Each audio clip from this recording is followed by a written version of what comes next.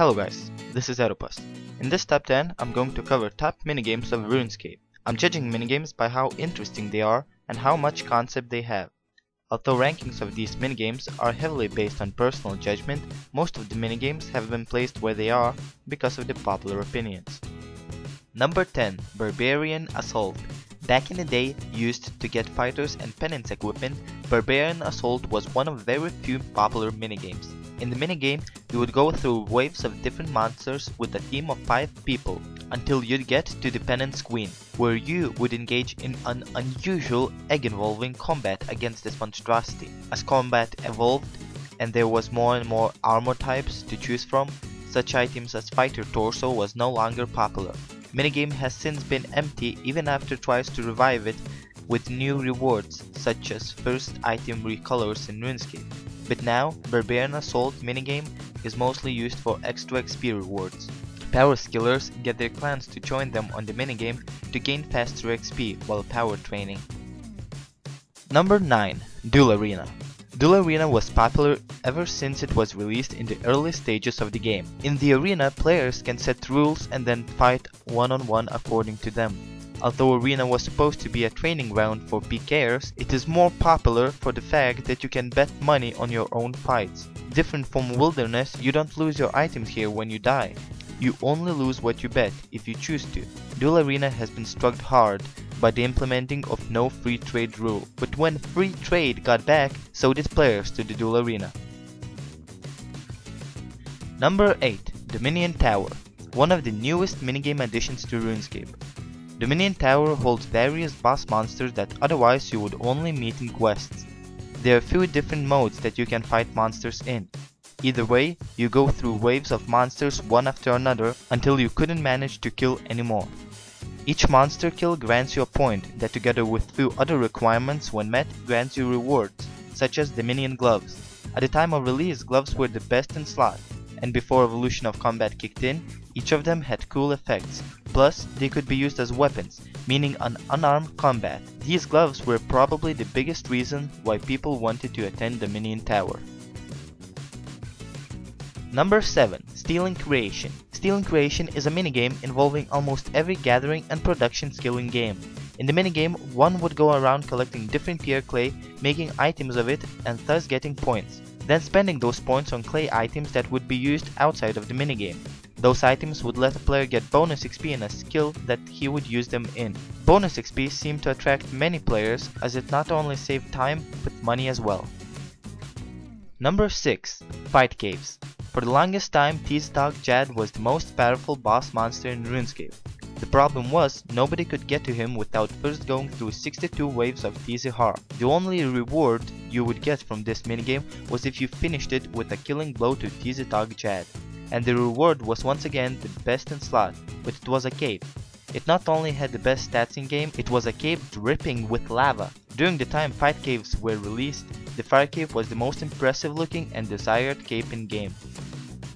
Number 5. Mobilizing Armies. This was a much anticipated minigame before its release. In the days when Jagex would keep their future updates close to their chests, this was a minigame that has been announced long before its release. Jagex mods were excited about it and promoting it left and right.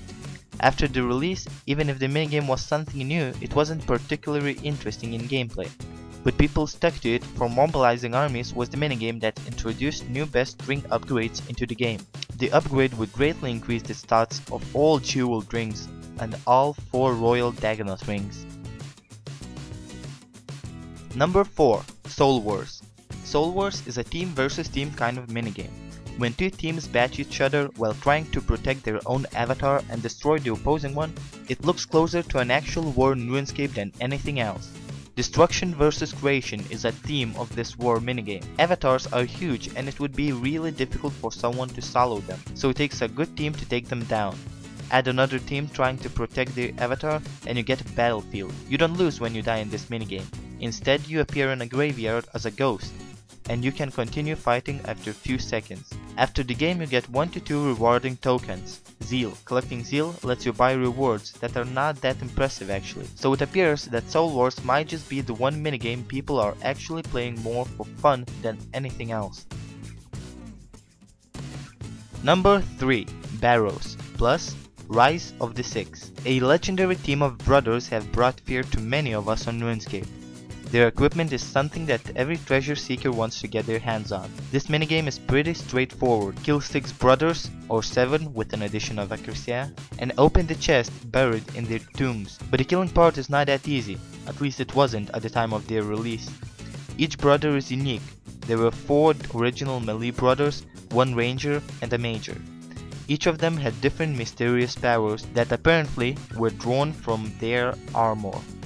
So if you would complete a full set of their armor, 4 pieces, you would also gain a special power.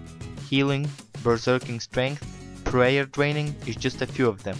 As the time went on, RuneScape got better and better gear and weapons, thus downgrading Barrows equipment and making Barrows minigame less popular. But with the release of Rise of the Six, Barrows were brought back to life again, in a sense, to fight side by side. New rewards were a huge boost for people to try and kill them all at once, but new superpowers and abilities made it very difficult. Number 2. Castle Wars. Castle Wars is your traditional capture the flag type of minigame. Basically, there are 2 teams in 2 different castles on top of which are flags. Capture opposing flag and bring it to your own castle to get a single point. At the same time, guard your flag so it doesn't get stolen. Sounds easy, right? Well, it can be if you know your team well. A strategy is everything in this minigame, but as much as you try, you probably wouldn't pass rival guards with a level 10 combat. So you need some combat experience too.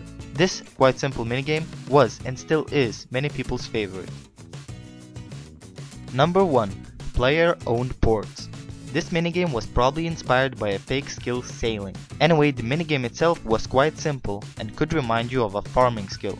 You only visit your own ports a few times a day. You send your ships away in voyages and you can do whatever you want until they come back. Then you just send them right to the sea again, and that is pretty much it. Except it gets progressively more difficult over the time.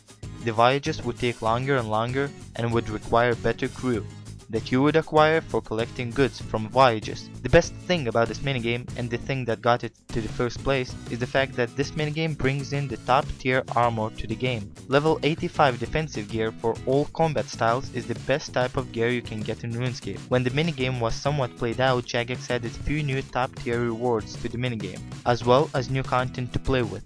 This is my personal favorite minigame at the time, so I do not blame you if you disagree with its placement. Have I missed something? Have I set minigames in the wrong order? Let me know what you think in comments, and let me know what is your number 1 minigame in RuneScape.